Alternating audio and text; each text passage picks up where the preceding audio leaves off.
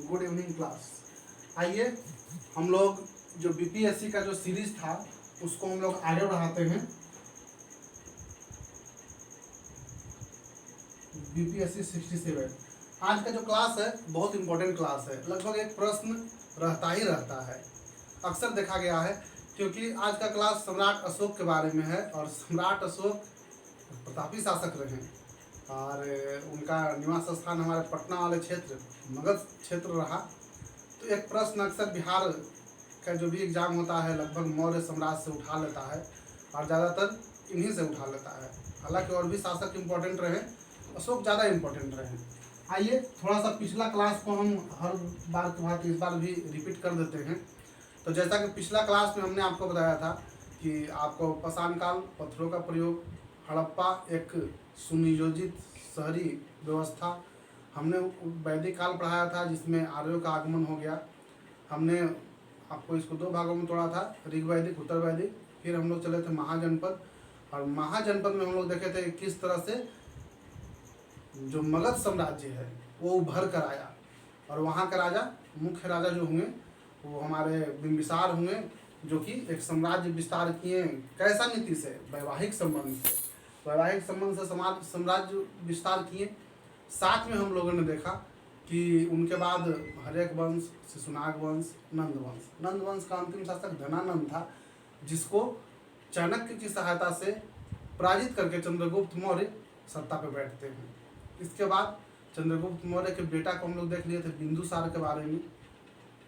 और अब है अशोक। तो आपको हमने बताया था पिछली क्लास में कि बिंदुसार के समय तक्षशिला में विद्रोह हुआ था। यहाँ से क्लास स्टार्ट हम लोग करते हैं। बिंदुसार के समय तक्षशिला में विद्रोह हुआ था। माफी चाहते हैं, एक सेकंड।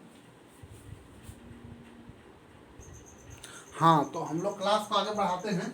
और हम लोग जैसा कि हम लोग देख पा रहे थे कि जो सम्राट अशोक थे वो बिंदुसार के बारे में हम लोग चर्चा कर रहे थे कि बिंदुसार जब शासन कर रहे थे, इनके पिताजी हुए, सम्राट अशोक के पिताजी हुए, तो बिंदुसार जब शासन कर रहे थे तक्षशिला में, तो तक्षशिला में शासन करने के दौरान विद्रोह हुआ। शासन कर रहे थे मगध में, तक्षशिला में विद्रोह हुआ। उसको दबाने के लिए अपने बड़े बेटा सुसीम को भेजे थे।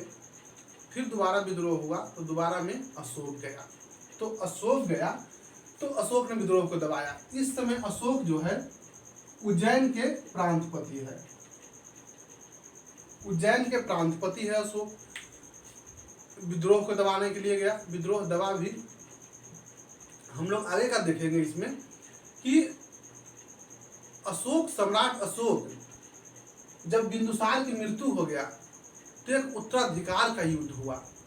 क्योंकि ऐसा एक कहानी के अनुसार माना जाता है कि बिंदुसार के लगभग 100 बेटे थे और अशोक ने सभी भाइयों को मारा। ऐसा एक कहानी है। और सभी भाइयों को मारकर स्वयं राजगद्दी पर बैठा। तो सम्राट अशोक के उत्तराधिकार का युद्ध चला और 269 ईसा पूर्व में स्वयं गद्दी पर बैठा। कौन? सम्राट अशोक, उत्तराधिकार के युद्ध के बाद। और ये अपना शासन व्यवस्था प्रारंभ की। सम्राट अशोक का वही क्षेत्र जो चंद्रगुप्त का बनाया हुआ क्षेत्र था, उनके बेटा बिंदुसार को भी मिला और उनके बेटा अशोक को भी मिला। उतना ही बड़ा क्षेत्र मिला। राजा बनने से पहले सम्राट अशोक उज्जैन के प्रांतपति थे। सम्राट अशोक ने अपने प्रजाओं को संबोधित करने के लिए कला के माध्यम का प्रयोग किया। कला का माध्यम कहने का मतलब होता है जगह जगह पे शिलालेख बनवा देना, जगह जगह पे स्तंभ लेख बनवा देना, जगह जगह पे गुफा चित्र बनवा देना, गुफा लेख। तो ये सब कला का एक माध्यम हुआ है ना। इसके माध्यम से प्रजाओं को संबोधित किया। अब जैसे कहने का मतलब उस टाइम संचार की व्यवस्थाएं उतनी दुरुस्त नहीं थी जितनी दुरुस्त आज है। आज एक छोटी सी घटना घटती है, आपको पल भर में उसका वीडियो क्लिप आपके पास चला जाएगा। परंतु उस समय एक छोटा सा घटना, सपोज कीजिए तक्षशिला में विद्रोह हो गया। तक्षशिला आपका यहाँ है, राजा यहाँ रहता है, सोता है। तक्षशिला यहाँ है, विद्रोह हो गया तक्षशिला में। अब राजा को यहाँ तक खबर पहुँचते पहुँचते कम से कम 12 घंटे लग जाएंगे, ज़्यादा लग जाएगा 12 घंटा से, तब राजा को खबर मिलेगा। राजा यहाँ से चलेगा तब जाकर विद्रोह को दबाएगा। तो इतना बड़ा समस्या था। अच्छा, दूसरी बात है, राजा यहाँ राज कर रहा है, यहाँ के प्रजा कैसे जान पाएगा कि राजा कहना क्या चाहता है, राजा के मनोभाव क्या हैं, हमारे प्रति राजा क्या सोचता है, सब तो नहीं पता चलेगा। तब क्या करेगा कि अशोक ऐसे शासक हुए जो कला के माध्यम से प्रजा को संबोधित करेंगे। क्या करेंगे? अब सपोज कीजिए राजा रह रहा है मगध में, पटना के एरिया में, गुजरात के एरिया में, इतना बड़ा स्तंभ लगवा दिए। यहाँ पर पहला बार, दूसरा बार, तीसरा बार, चौथा, पांचवा, ऐसे करके एक अपनी बातों को लिखवा दिए। तो शिलालेख, स्तंभ लेख, बृहद शिलालेख और गुहा लेख, जिसको गुफा लेख भी हम लोग कहते हैं, तो इन सब का प्रयोग करके अशोक ने अपनी बातों को संचार के लिए, अपनी प्रजाओं को संबोधन के लिए प्रयोग किया। तो आइए हम लोग देखते हैं क्या क्या इनका सबसे रहा है संबोधन के लिए प्रजाओं को। तो हम लोग देख पाते हैं, पहला तो इनका है बृहद शिलालेख।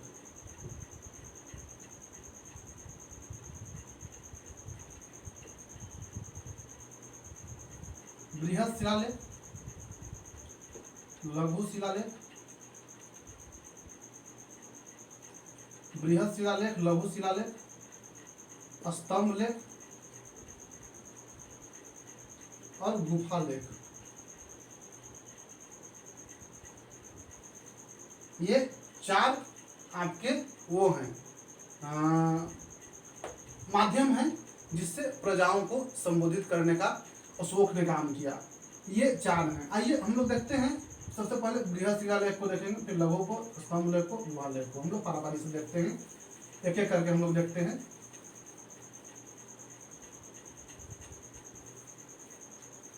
तो पहला जो है वो बृहद शिलालेख है।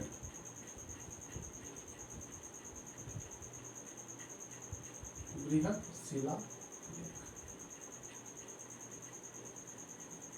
आप क्या देख पाएंगे, बृहद शिलालेख का संख्या जो है 14 है। अशोक के बृहद शिलालेख का संख्या 14 है, जो प्रमुख 8 स्थानों से प्राप्त हुआ है।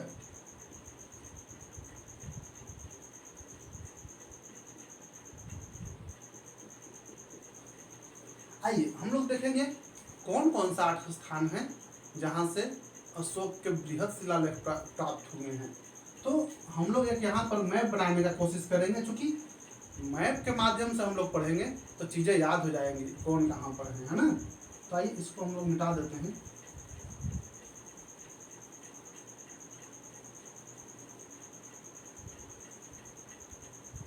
अब एक हम लोग भारत का छोटा सा मैप बना लेते हैं और उससे हम लोग समझने का कोशिश करेंगे।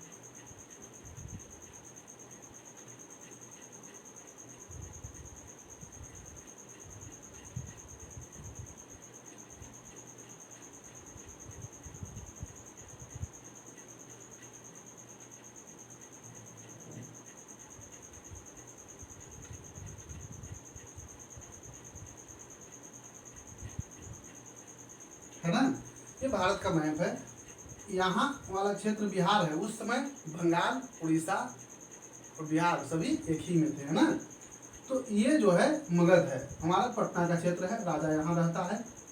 तो हम लोग देखते हैं जो भारत से जो बाहर जो मिला बृहद शिलालेख वो है यहाँ और यहाँ। इसका नाम है सहबाजगढ़ी और इसका नाम है मनसेहरा। सहबाजगढ़ी, मनसेहरा, ये 2 स्थान ऐसे स्थान हैं जो कि भारत से बाहर है। यहाँ पर भी मिला है, जो वर्तमान भारतीय सीमा से बाहर है। अशोक के समय ये सारे क्षेत्र इसका अपना था, क्योंकि चंद्रगुप्त मौर्य जब सेल्यूकस निकेटर से युद्ध करता है तो हिंदुकुश पर्वत तक अपना कब्जा कर लेता है ना।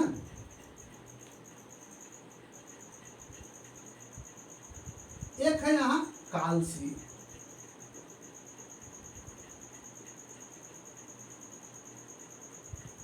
महाराष्ट्र में आइएगा तो एक मिलेगा गिरनार,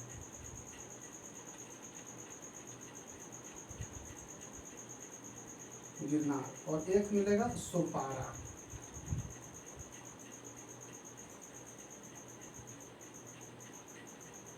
उड़ीसा में देखिएगा तो यहाँ पर है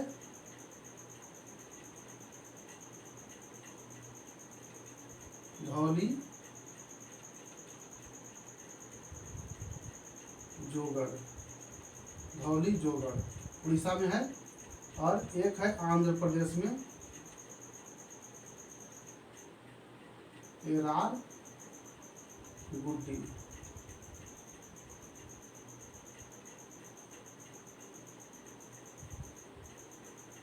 हो गए 8। सहबाजगढ़ी मनसेहरा 1 2 कालसी 3 4 5 6 7 8 हो गए। तो ये इन्हीं 8 स्थानों से जो बृहद शिलालेख की है वो प्राप्ति हुआ है। अशोक का बृहद शिलालेख इन 8 स्थानों से प्राप्ति हुआ है। आपको मैं बता दूं इन 8 स्थानों में जो भारतीय सीमा में प्राप्त हुए हैं वो लगभग ब्राह्मी लिपि में प्रयोग किया गया है। इन अभिलेखों में ब्राह्मी लिपि का प्रयोग किया गया है। यहाँ पर एक पॉइंट बना लेंगे। ओह, मेरा मार्कर भी स्लो चल रहा है। ब्राह्मी लिपि का प्रयोग करता है किसमें? जो भारतीय सीमा के अंतर्गत है। जो भारतीय सीमा से बाहर है उसमें खरोष्टी लिपि का प्रयोग है। जो बाहर है सीमा से उसमें खरोष्टी लिपि का प्रयोग है ना। और एक अफगानिस्तान में कुछ शिलालेख मिले हैं, उसमें अरमाइक एवं ग्रीक एवं अरमाइक द्विभाषीय भाषा का प्रयोग किया गया है, 2 भाषा का प्रयोग किया गया है। तो हम लोग वो भी देख लेंगे कि जो जो जो एकदम इधर अफगानिस्तान के क्षेत्र में मिले हैं उसमें द्वितीय भाषा का प्रयोग किया गया है। तो हम लोग देख लिए कि जो अशोक के जो शिलालेख मिले हैं, बृहद शिलालेख मिले हैं, उसमें से धौली जोगढ़, मनसेहरा, सहबाजगढ़ी, कालसी, गिरनार और सोपारा ये प्रमुख जगह हैं।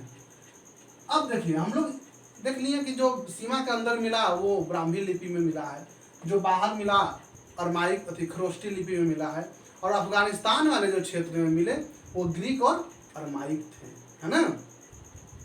अब देखिए इनका कुछ स्तंभ लेख मिला है। तो स्तंभ लेख मिला है आपका, फिर से एक बार मैप बना लेते हैं और हम लोग स्तंभ लेख को भी देख लेते हैं।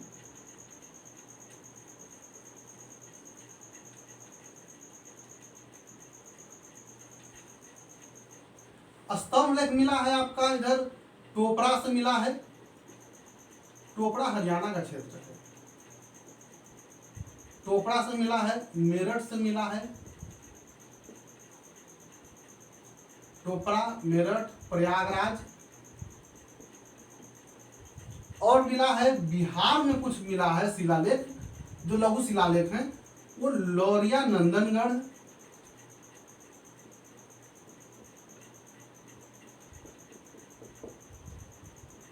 इसका नाम है लौरिया अरेराज, और एक और मिला है उसका नाम है रामपुरवा। एक प्रमुख कितने हो गए? 3 3 6 जगह से लघु शिलालेख मिले हैं। तो ये हम लोग जगह का नाम देख लिए। अब हम लोग देखते हैं कुछ गुफा लेख भी रहे हैं। तो गुफा का निर्माण करवा के अशोक आजीवक संप्रदाय को दान किया था, उसी में कहीं कहीं इनके बातों को उकेरन किया गया है। आइए हम लोग देख लेते हैं जो बृहद शिलालेख थे उसे कुछ प्रमुख बात देख लेते हैं। तो जो बृहद शिलालेख हैं उसमें उनके 14 शिलालेख हैं जिसमें 14 बातें उकीर्णन किया गया है।